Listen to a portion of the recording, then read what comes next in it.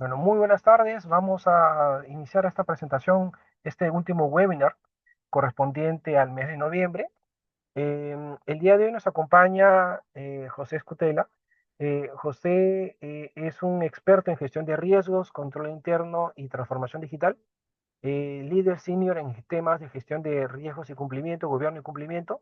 Tiene más de 15 años de experiencia impulsando controles internos, cumplimiento de SOX y prevención de fraude en diversas instituciones públicas, tanto en el sector financiero, farmacéutico y de consultorías.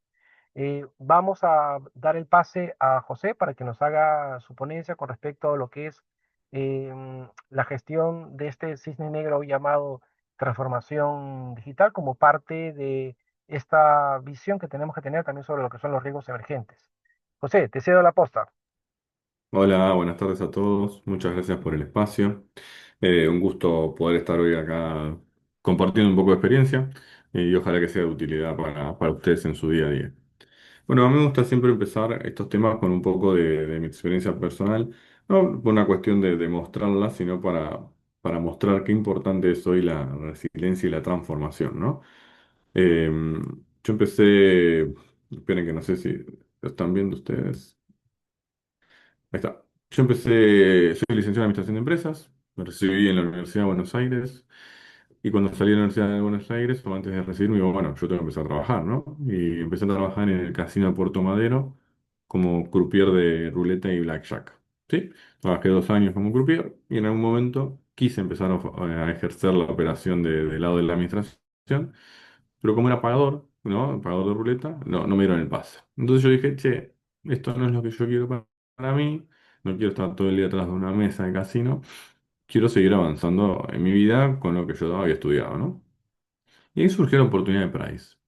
En Price me postulé a través del diario, como era antes en la vieja época, y buscaba un auditor de sistemas. Yo no tenía ni idea de sistemas, yo era licenciado en Administración de Empresas, ¿no? Pero me postulé igual.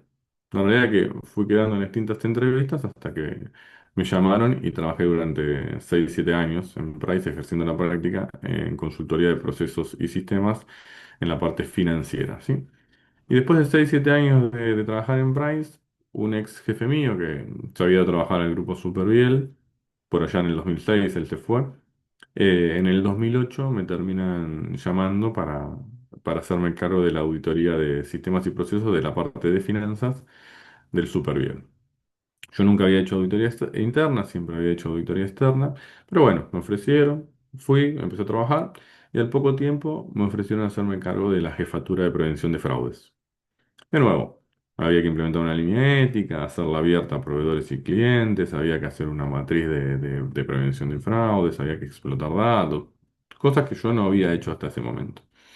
Y cuando el grupo Superviel en el 2016 decide salir a cotizar a la Bolsa de Estados Unidos en paralelo a la Bolsa de Buenos Aires, me ofrecen hacerme cargo de toda la gerencia SOX, es decir, la gerencia que, digamos, vela por el correcto funcionamiento de los controles y la certificación que hace el auditor externo. Durante 5 años me dediqué a hacer eso.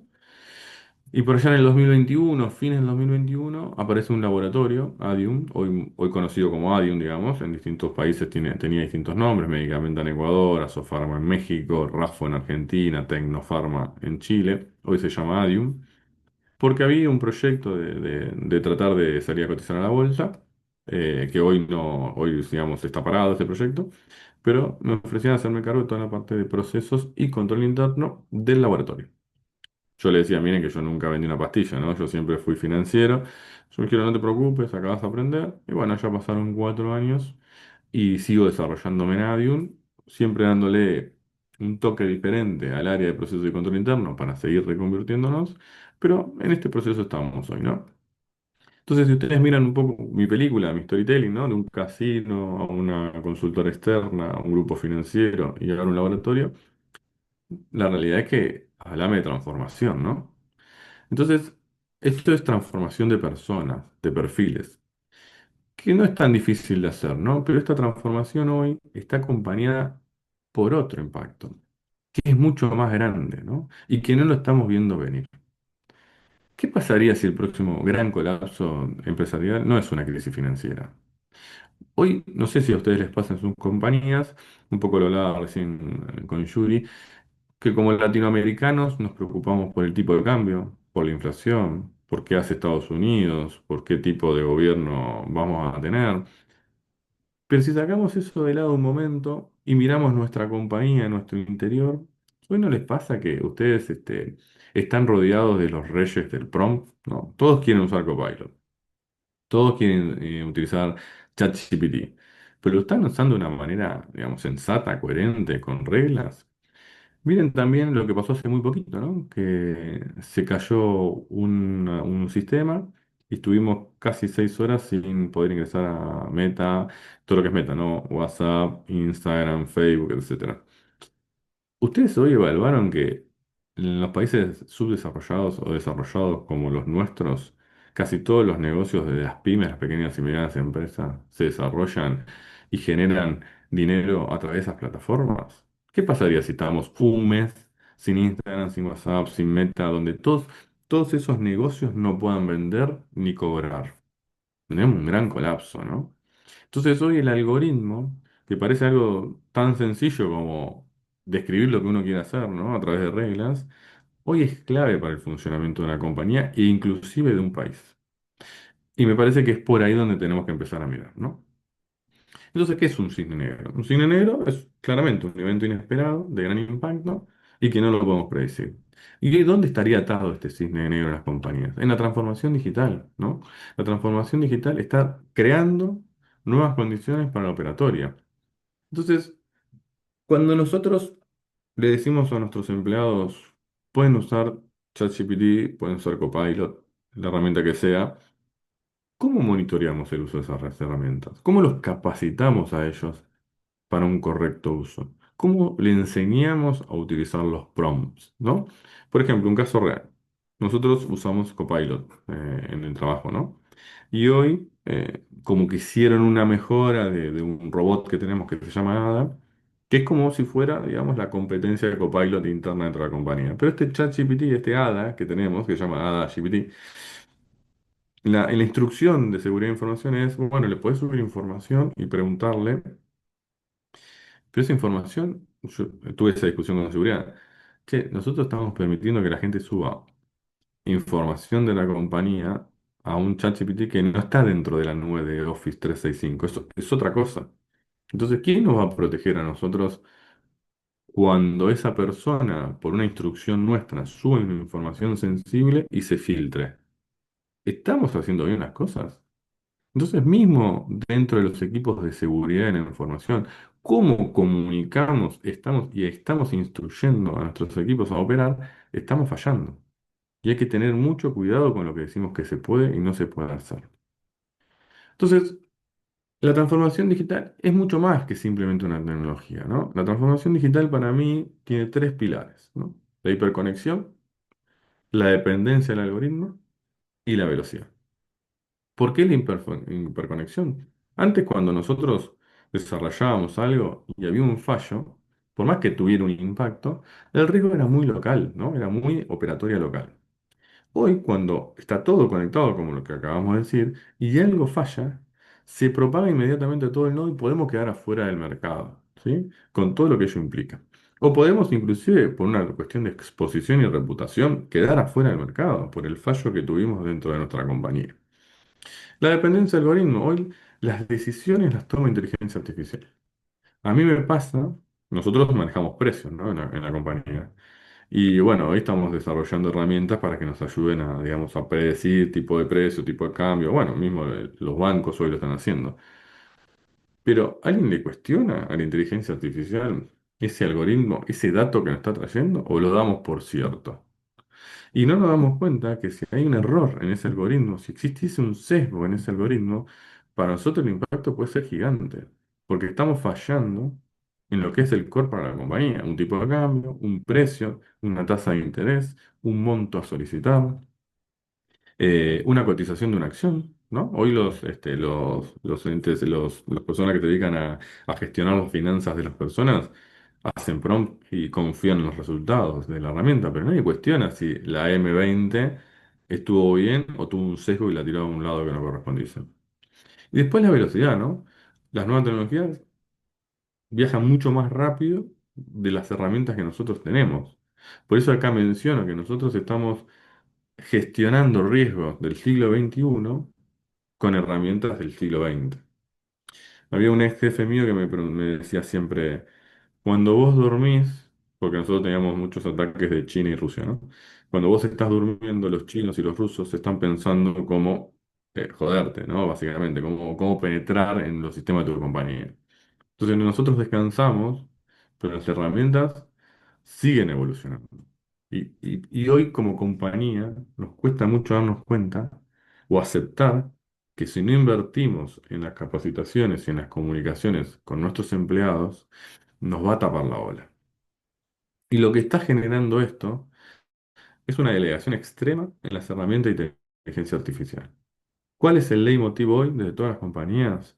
Yo quiero tener inteligencia artificial porque me reduce la carga operativa en X cantidad de horas, por lo tanto yo voy a desprenderme de X cantidad de recursos. No, no, no va por ahí, muchachos. Hoy las herramientas de transformación digital sí es verdad, nos ayudan a generar disponibilidad de horas, pero para que esa disponibilidad de horas piensen, razonen, generen nuevas ideas. Hoy, gracias a Dios, porque el día que pase, que no creo que esté muy lejos, la inteligencia artificial o las herramientas de transformación digital no razonan como nosotros. Entonces, eso lo estamos delegando. Estamos considerando que estas herramientas son más capaces que nosotros. Y estamos confiando ciegamente en lo que nos arroja. Lo cual es un error, porque nosotros estamos asimilando que nuestra capacidad de pensar y razonar es obsoleta. Y hoy es lo que nos diferencia. ¿Sí? Entonces, todo este proceso de cultura y concientización hacia las personas gestoras de procesos es lo que tenemos que ir llevando adelante para que la tecnología no supere al humano. ¿Sí? ¿Y qué pasaba antes? ¿Cómo nosotros, antes digo, hace 2 minutos, ¿no? Cuando nosotros calculábamos la probabilidad de impacto de un riesgo, para claramente clarificarlo en alto, bajo o medio, hacíamos todo un modelaje de datos, base histórica, a ver cuántas veces me pasó y cuánto fue el impacto de esa vez que me pasó, y entonces lo extrapolábamos hacia un futuro y veíamos qué herramientas tenemos o podemos llegar a tener para mitigar ese riesgo. Y así calculábamos realmente el impacto real de si ese riesgo se veía materializado en la compañía o si se materializó. La realidad es que hoy los riesgos digitales no podemos calcular la probabilidad. No tenemos historia, son impredecibles. No tenemos base para saber cuál fue ese impacto digamos, de este evento originado por un riesgo digital. Y claramente el impacto, como no tenemos bases, no podemos compararlo contra nada, es catastrófico. Podemos quedar fuera de un mercado. Y como decíamos hace un ratito, ¿no? La hiperconexión. Si me pasa acá, me pasa en todo el mundo, me pasa en toda Latinoamérica. Imagínense nosotros como Adium, que tenemos desde México, inclusive Venezuela, hasta Argentina, filiales en todos los países. Si tuviésemos un evento sistémico de ciberseguridad y nosotros tenemos que cerrar los ojos y esperar a que no suceda nada grande en los países más importantes de la compañía, porque estamos hiperconectados, ¿no? Entonces, eso hoy, cuando nosotros vamos a hablar con un CEO, lo tenemos que entrar a trabajar en la mesa. Le tenemos que decir por qué hay que invertir en herramientas del siglo XXI, porque si seguimos trabajando con herramientas del siglo XX no nos va a alcanzar. ¿Sí? Pero esto no es que lo dice José Scutell y no pasó. Acá les traje 4 casos. Caso global de Meta, 6 horas sin ninguna de las herramientas de Meta. Más de 100 millones de dólares en impacto tuvo esto. 6 horas nada más, ¿eh? ¿Se acuerdan que hace un ratito dije que muchos negocios operan solamente a través de Instagram, Meta o Facebook por una cuestión de costo? Al tener 6 horas menos de Meta en el mundo, tuvo un impacto de más de 100 millones de dólares. Es un riesgo sistémico esto. Un gasoducto de Estados Unidos que transporta casi el 45% del combustible en Estados Unidos, que se llama Colonial Pipeline. Un ransom le tomó ciertas máquinas importantes y tuvieron que pagar 4,4 millones de dólares en bitcoins. Un riesgo cibernético. Todos estos casos son reales, los pueden buscar. Arup de Hong Kong, miren esto. No estamos preparados para esto. Un empleado atendió una llamada, supuestamente era el CEO, la voz y la imagen eran del CEO y era un deepfake. Se realizaron 15 operaciones por más de 25 millones de dólares, riesgo cibernético. Y lo que pasó recientemente en Australia con Deloitte, una firma recontra reconocida de auditoría externa, confiaron en el análisis de la inteligencia artificial, no revisaron los resultados y resulta que tenía información falsa de todo lo que es relacionado a trabajos, ¿no? Porque era para el Ministerio Laboral de Australia, y hasta habían inventado, digamos, fallos de la justicia, no eran reales. No lo había revisado Deloitte, lo presentó en el ministerio, lo detectaron y Deloitte tuvo que hacer una devolución de $290.000. Uno dirá, bueno, $290.000 no es plata para Deloitte. No, sí, claro que no es plata para Deloitte, tenés razón. Pero yo lo leí que vivo en Uruguay y soy argentina. Y cuando alguien me diga, le contratamos un servicio de Deloitte, y yo le diré, ojo que en Australia estuvieron falseando la información porque confiaron en la inteligencia artificial, ¿no?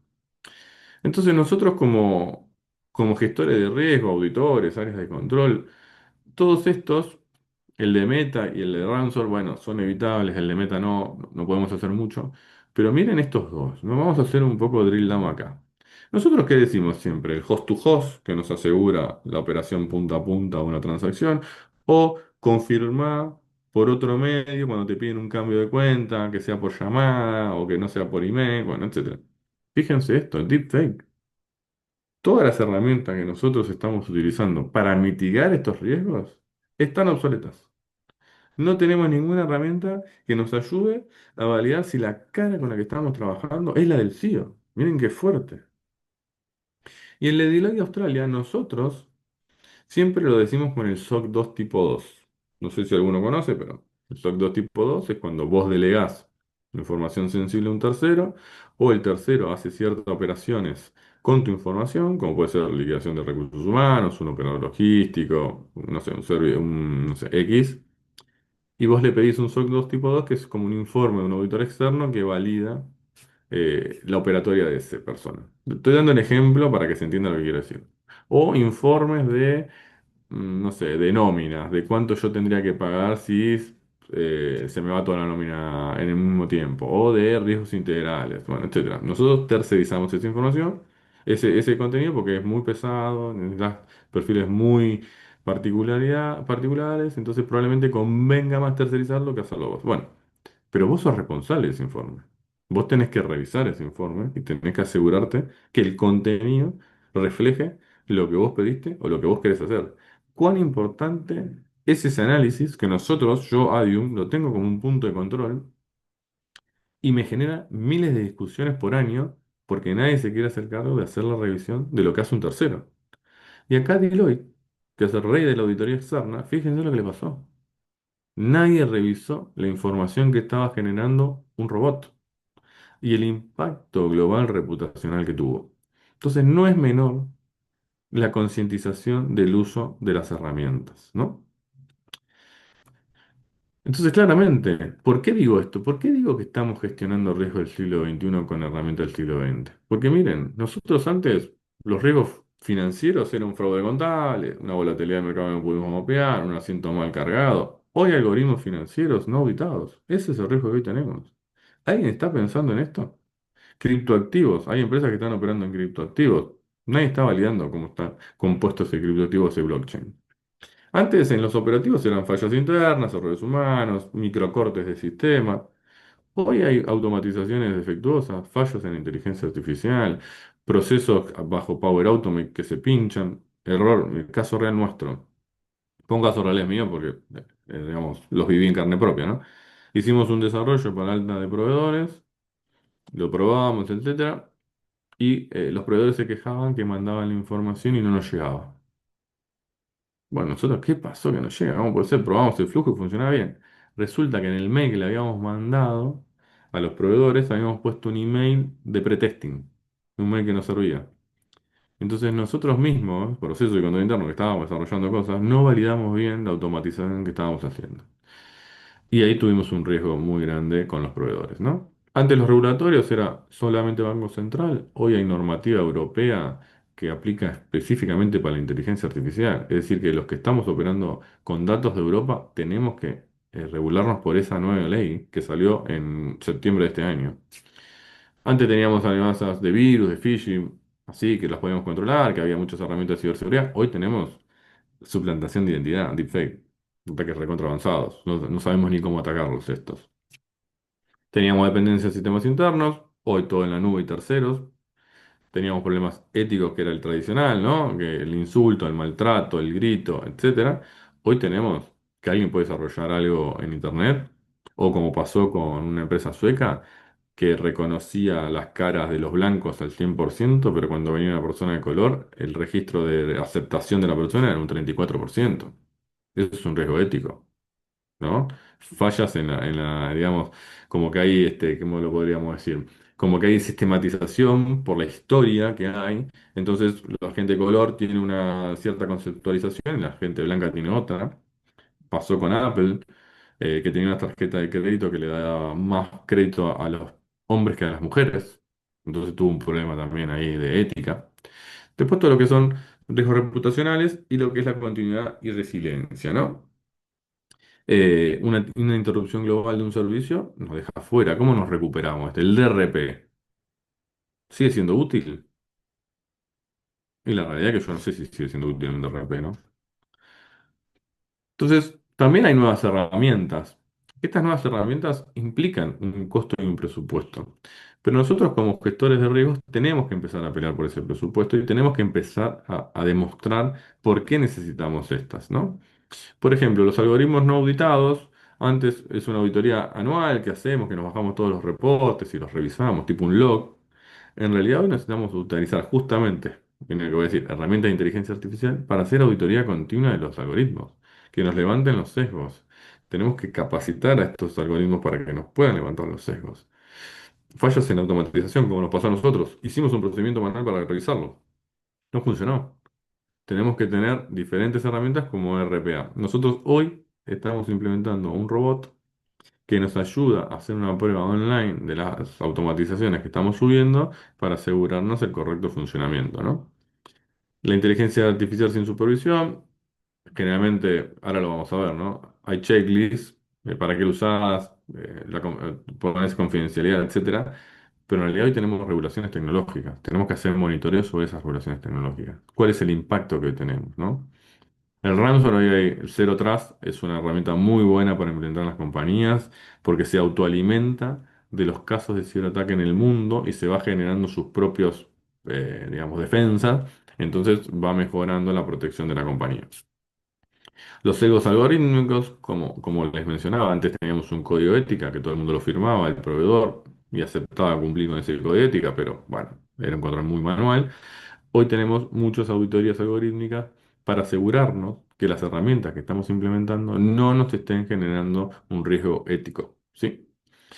Y todo lo que es, digamos, digamos, la dependencia sistémica, nosotros hoy tenemos que asegurarnos que tenemos backups y que tenemos formas de salir de un mismo proveedor rápidamente para que no tengamos un impacto global ante la caída de uno. Por ejemplo, si tenemos todo con OpenAI o con Azure, bueno, tenemos que empezar a pensar que Amazon o AWS es la que nosotros necesitamos tener como backup o empezar a tener un pedacito de la nube en AWS para que si Azure tiene algún problema podemos migrar rápidamente y no sentir el impacto. Si ponemos todo en una misma canasta, la realidad es que el DRP no va a funcionar porque hoy está todo conectado en la nube y si se cae la nube de Azure, quedamos fuera, ¿sí?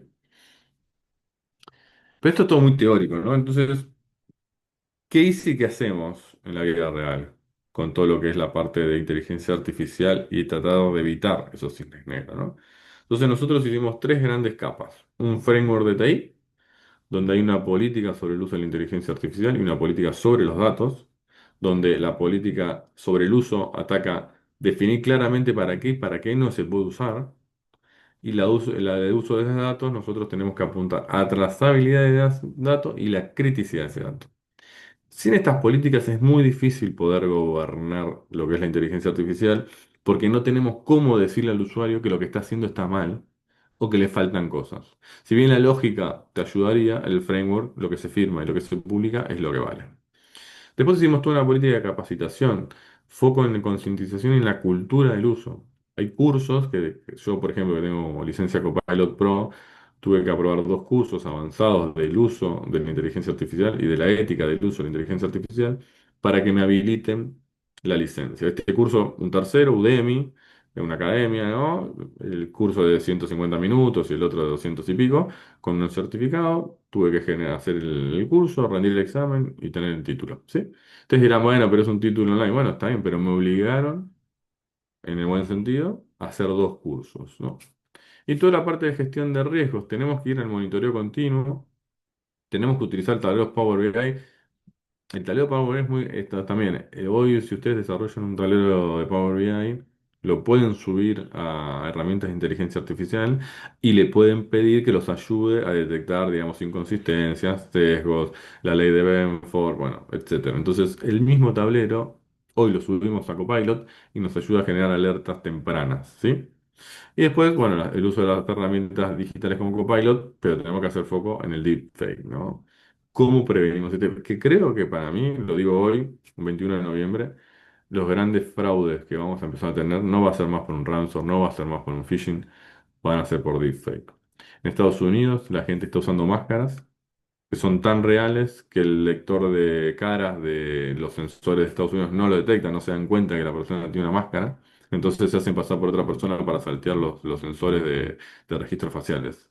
Esto se viene y esto va a generar un montón de fraudes para las compañías y va a ser un gran problema porque no tenemos nada hoy para frenar esto. Muy rápido por hacerle honor al tiempo. ¿Qué más podemos hacer? Nosotros, por ejemplo, hicimos un checklist, ¿no? ¿Para qué querés usar la inteligencia artificial? ¿Qué vas a subir a Copilot, a ChatGPT o a Gemini? ¿Contiene datos sensibles? Sí, entonces no lo puedes pegar. ¿Tiene permiso de dueño del proceso? Porque el dato es de alguien, ¿no? No es mío de José Escudela, es de un dueño de ventas, de compra, es de alguien ese dato. ¿Puedes explicar de dónde salen los resultados? ¿Para qué lo vas a usar? ¿Validaste si este prompt tiene sesgos o errores? Y si la instrucción es salida de dinero o decisiones legales, verificar por fuera del medio original. ¿No? Estas cinco preguntas son básicas, pero son claves para la concientización del usuario final. Yo recomiendo, si no lo han hecho, que los hagan un copy and paste de esto y lo empiecen a publicar. Hagan placas comunicacionales, pónganlo como obligatorio en el Copilot o en el bot que tengan, porque son preguntas que por lo menos, tiene datos sensibles esto y no me fijé, tiene los precios, sí, esto puede ser un dato sensible.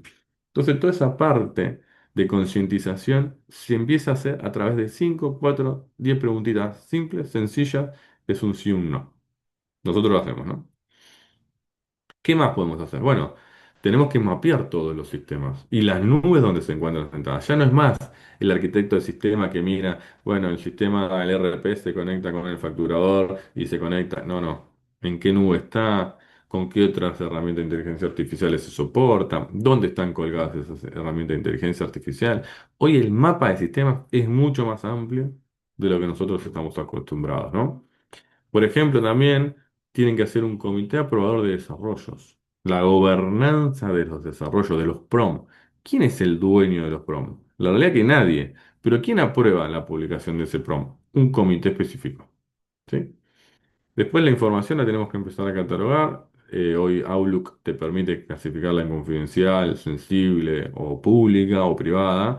Eso se tiene que empezar a hacer. Y en Copilot también le puedes decir que si la herramienta está, si la del Excel está clasificado como información confidencial, sensible, no puede ser utilizado. Entonces vas limitando el acceso y uso de esa información.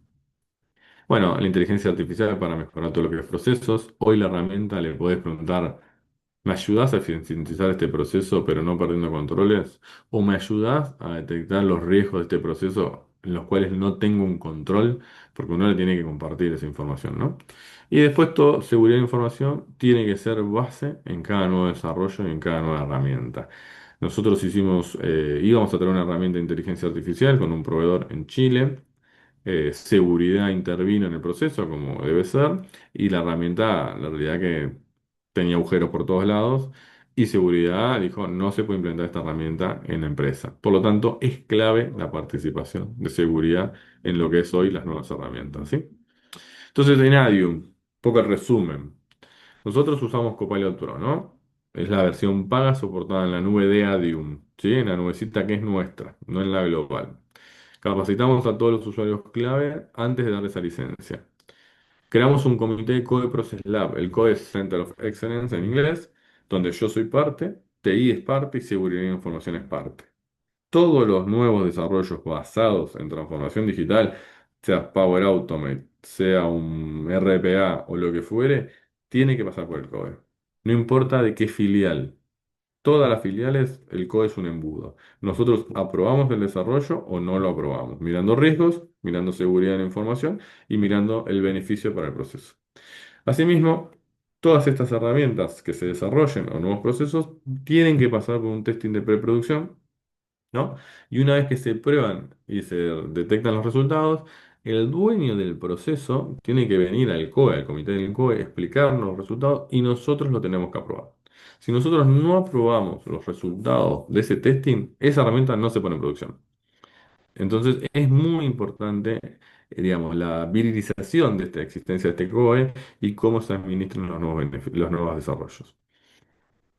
Por parte de control interno, riesgos integrales, hacemos walkthrough de todos los procesos.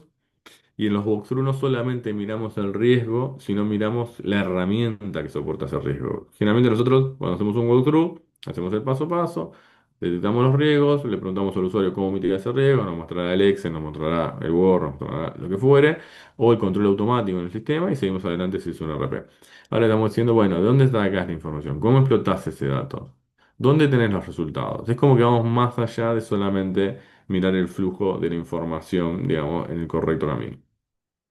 Y asimismo, hemos hecho el proceso de calificación de la información en confidencial, sensible, privada o pública, para por lo menos asegurarnos que la información que es de directorio no salga de la compañía.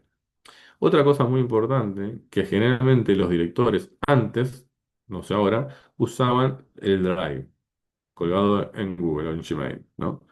Eso no tiene seguridad, es la seguridad propia de Google, digamos, pero no es seguridad nuestra. Si le pasa algo a Google, nuestra información va a estar expuesta.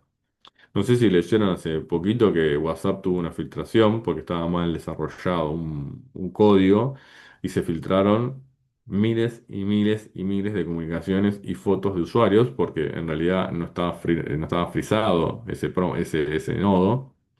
Entonces nuestra información quedó disponible y quedó disponible.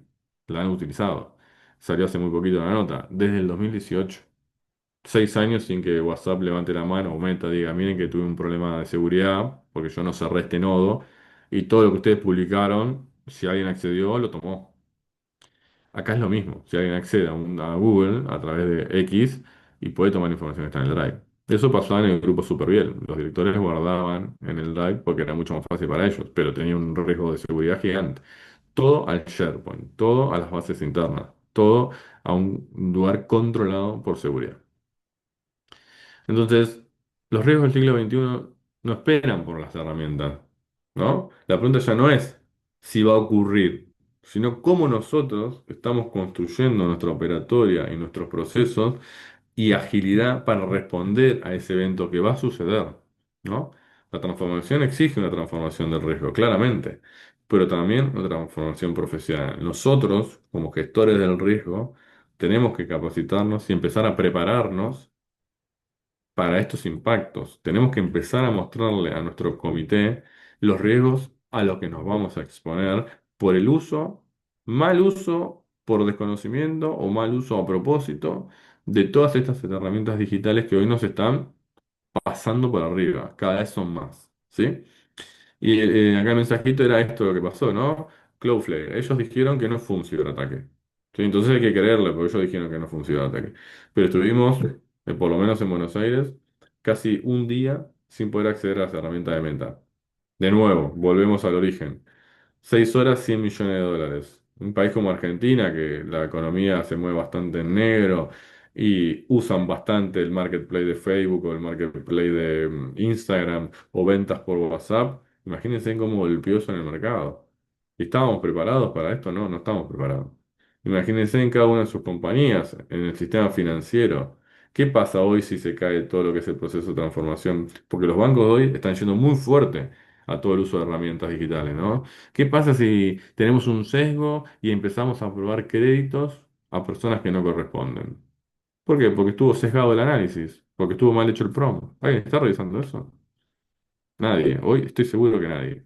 Entonces nosotros como gestores tenemos que empezar a poner esa semillita en la cabeza de nuestros comités de auditoría, comités de gestión de riesgos y empezar a analizarlo. Nosotros en el laboratorio, por ejemplo, si utilizásemos información de Europa para X causa, no importa cuál, nosotros tenemos que clasificar las herramientas digitales para qué vamos a usar esa información que estamos tomando de Europa y si la información, es decir, si el riesgo tanto de la herramienta como el uso de esa información nos da alto, en Europa nos prohíben usar esos datos. Tenemos que informar a Europa, a la normativa, ¿no? Digamos, al instituto que se creó para eso, y no podríamos utilizarlo. Eso está en Europa, va a llegar, más tarde o más temprano va a llegar. Asia está pidiendo que a toda imagen que se haya creado con inteligencia artificial se le ponga un logo identificador. ¿Por qué? Porque uno ya no sabe qué es real o qué es mentira. Uno mira en Instagram, no sé, un tigre blanco atacó una ballena y vos lo ves y dices, pará, esto es real. Ya no sabemos qué es verdad y qué es mentira. Imagínense en nosotros, en nuestro día a día, cuando tengamos que validar una empresa, tenemos que validar una persona, tenemos que validar X cosa a través de la web. Se nos va a hacer imposible. Entonces, no es menor lo que se viene. ¿Es un cine negro? Claro que sí, pero ya está tendiendo a ser más blanquito que negro, ¿no? Porque va a aparecer y el objetivo es que estemos preparados como gestores de riesgos. O por lo menos que hayamos levantado la mano y digamos, miren que podemos tener un problema. ¿Sí? Y como siempre le digo a mi equipo, lo peor que nos puede pasar es que nosotros no hayamos dicho, acá podemos tener un agujero y nos pueden hacer daño. Si después la dirección no toma cartas en el asunto, no quiere avanzar, no nos cree, no sé, lo que fuere, bueno, listo. Nosotros hicimos lo que teníamos que hacer. Del otro lado, asumir un riesgo, ¿sí? Bueno, espero haberle hecho honor al tiempo y no haber ido tan rápido. Bueno, José, muchísimas gracias. Ve, yo tengo acá una pregunta que me han hecho por WhatsApp. Me preguntan es, ¿cómo puedo lograr realmente sensibilizar a un directorio cuando todavía ellos ni siquiera tienen bien claro las posibles amenazas que pueden afectar los proyectos de transformación digital? ¿Cómo podemos sensibilizar a esta alta dirección para que sean cada vez más conscientes de las implicancias que eso significa? Sí, mira, nosotros usamos dos formas por lo menos. Primero, hacemos como simulamos ataques, ¿no? Es decir, perdón, no simulamos ataques, simulamos. A ver cómo lo explico. Nosotros, por ejemplo, para Copa América, ¿no? La de este año o el año pasado, hicimos como un mail de recursos humanos que te invitábamos a jugar, qué sé yo, y resulta que atrás era un ransomware y le tomábamos la máquina a la persona, ¿no? Esto tenés que validarlo primero con los gestores de tu antivirus, con los gestores, ¿no? Con los terceros para poder hacerlo bien. Pero nosotros simulamos mucho esos tipos de ataques para demostrarle al directorio, mirá, la concientización no es suficiente porque mirá todos los que están cayendo. Y mira, cayó un director, porque es real, cayó un gerente general, cayó un CFO, personas que manejan información muy sensible en la compañía, fueron víctimas. Y asimismo, lo que hacemos es mostrarle todos estos casos, ¿no? Como el de Meta, el que pasó recientemente, y le mostramos cómo nos hubiese impactado a nosotros si se hubiese caído, no sé, Azure y nosotros tenemos todo concentrado en Azure, ¿no? Entonces, empezás a mostrarle dinero, que es lo que le duele al negocio, ¿no? Mirá, si vos te hubiese tomado la máquina de un gerente general de México, que es una de las filiales más grandes que tenemos nosotros, ¿cuánto pagás para recuperar esa información? ¿No? ¿Y cuánto pagas para que no se filtre esa información? Porque la realidad es que lo que más importa es que no se filtre la información, ¿no? Y mirá si se nos cae Azure y nosotros tenemos todo concentrado en Azure. Mirá vos, bueno, José Escutela, todos los ataques por día que recibís de Rusia, China, Bélgica, Brasil para entrar en tu mail. Entonces, es empezar a mostrar lo que sucede en nuestra compañía, pero, digamos, por el mundo, ¿no? Por cómo nos ven a nosotros como compañía interesante. Cuando acá en Adium nosotros publicamos que habíamos logrado un préstamo en Itaú Uruguay, 200 millones de dólares, bueno, etcétera, al otro día el CFO corporativo tenía casi 10.000 ataques a su email, a su casilla email. Entonces, eso es mostrar, eso es concientizar. Empezar a mostrar cómo nos impactan a nosotros las noticias que transmitimos y la falta de cultura de las personas hacia los riesgos de ciberseguridad. Digamos que eventualmente lo que podríamos hacer es tratar de valorizar los impactos potenciales en términos económicos y evidenciar eso como para que ellos tomen una mayor conciencia del impacto potencial que eso podría tener. Exacto. Pero ¿qué pasa con el activo de información? El activo de información no tiene un valor, en sí mismo no tiene un valor, pero si lo asocio al proceso, quizás por ahí puedo determinar el valor de un activo de información si vinculo la indisponibilidad o la pérdida de integridad de un activo de información para tratar de darle un valor monetario. ¿Sería el enfoque más adecuado? Claro, pues mira, nosotros tuvimos otro caso en Chile, ¿no? Se cayó el proveedor que nos hacía el puente entre nuestro sistema y el facturador electrónico. No teníamos un backup, dejamos de facturar por 3 días. Entonces el activo informático era el, digamos, el API que conectaba. Nosotros no lo teníamos mapeado como un riesgo. Se cayó X y tuvo un impacto de 3 días sin facturar para la compañía. Entonces ahí ven el dolor. La realidad es que hay que monetizar nuestros activos informáticos claves y mostrarle qué pasa si nos atacan por ahí, ¿no? Y es la forma, lamentablemente, al director lo que le interesa es el dinero. Entonces nosotros tenemos que mostrarle el impacto económico, ¿sí? Si vamos por la teoría, el podría ser, no se va a sensibilizar con eso. Tenemos que mostrar realmente el impacto. ¿Impacto económico, lucro cesante o eventualmente daño de imagen, No, quizás todo, impacto todo. regulatorio? Es como que tenés que Compactar, hacer, claro, tenés que hacer como un compactar todo, paquete, ¿no? paquete Claro. de impactos. En BBVA, búsquenlo, hubo una noticia falsa, una fake news, que subieron una foto de una de las puertas de BBVA, no me acuerdo si era en Buenos Aires, que como que mostraban que había quebrado el banco, algo así, ¿viste? Pero era mentira la foto, y el BBVA tuvo casi una salida de dinero a nivel mundial que casi quiebra, digamos, búsquenlo, está en la web, creo que fue en el 2017, por ahí, 18, imagínense en esa época que una foto, digamos, trucha y que encima con un sentido negativo, casi defoltea el BBVA porque toda la gente iba a sacar los depósitos del banco. ¿Sí? Entonces el impacto es global, no solamente es como, bueno, mira, impacto reputacional, impacto económico, ¿no? Y ahí le mostramos la cajita. Bueno, bueno, José, muchas gracias por tu ponencia, ha sido muy enriquecedora. Te agradezco por parte de la Asociación Latinoamericana de Gestores Profesionales de Riesgos esta iniciativa tuya para poder llevarnos y traer este tema que es tan importante con respecto a lo que es esos riesgos emergentes y su impacto, en este caso, lo que es transformación digital, cómo ya está pegando a las empresas y también los criterios que tenemos que tener en cuenta para poder, para poder hacer partícipes a los miembros de la organización en la importancia que tiene este tema que es tan de boga ahora y que pues efectivamente puede generar graves consecuencias en una empresa. Muchísimas Sí, gracias, no, muchísimas gracias, José. Y bueno, pues hasta una próxima oportunidad, nos estaremos nuevamente en contacto. Y pues a todos los participantes, muchísimas gracias. Les vamos a hacer llegar el enlace igual del video y la presentación también. Ahí en este caso, José, te pido que me pases tu sí, obvio. presentación en PDF, ¿no es cierto? Ujú, Para poder compartirlo sí. luego con los asistentes. Y bueno, eso sería todo. Muchísimas gracias, José. Un fuerte Muchas gracias abrazo a todos. desde Montevideo que se conecta José y nos hace una presentación muy buena. Te agradezco, Muchas- José, y a todos los participantes, muchísimas gracias por su tiempo también prestado. A ustedes, que tengan buen día, buen fin de semana. Hasta Hasta luego. hasta una próxima oportunidad a todos. Un fuerte abrazo. Chao, chao.